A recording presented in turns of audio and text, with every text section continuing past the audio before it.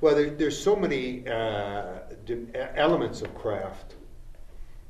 But let me just pick one and show you how difficult it is. A human being takes an action, expecting or hoping that if I take this action, the world will react to me in a certain way. If I kiss this woman, she will kiss me back. Okay? And so you take that action into the world, and the world reacts in a way you did not see coming. She not only does not kiss you, she slaps you across the face, okay? Or she laughs at you, even worse. Or she steps back and says, "You are the worst kisser who has ever assaulted my mouth," okay? You get a reaction you didn't see coming, right? It surprises the audience, it surprises the character, but it suddenly makes sense.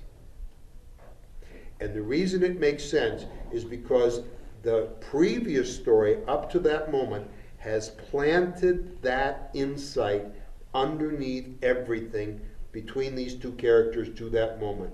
And when she reacts in this way he couldn't see coming, suddenly the audience's mind runs back through everything they've seen and reconfigures reality.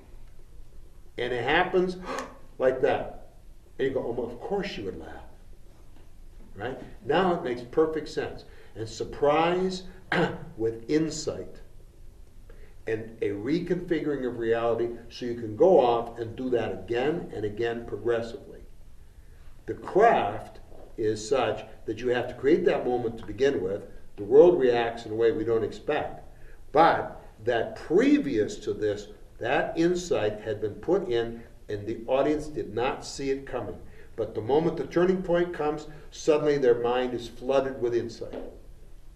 To be able to plant that insight underneath and then cause it to gel like that at that moment, and that twist is just a setup for the turning points yet to come.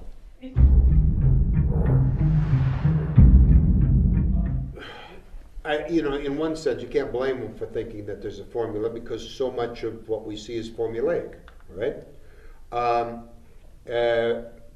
But there's a huge difference between form and formula.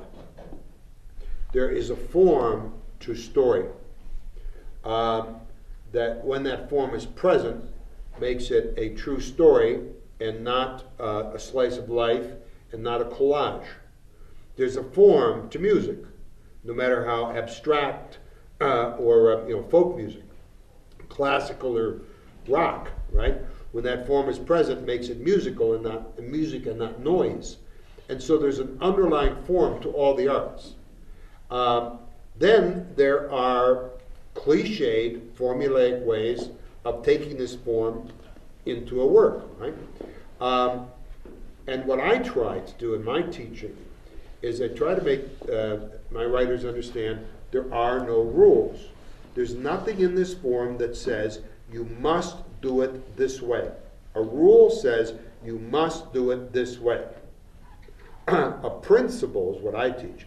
A principle says this is the nature of the art form. This is how the art form works, right?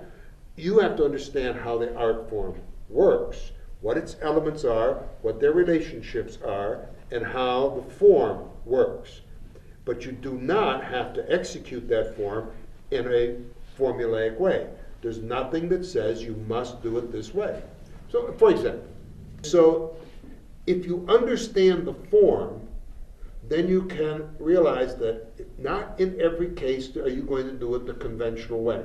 But there are good reasons for doing it in the unconventional way if you understand the form.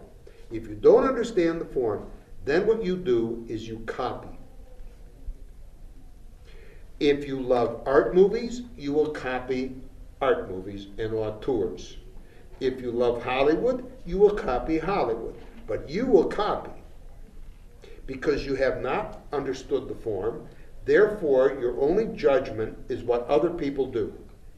And all that changes is who your heroes I don't teach that. I want my writers to be their own heroes. I want them to create things that only they would create. Let other people copy them. Right? But don't copy other people. But you can't help but copy other people if you don't understand the form.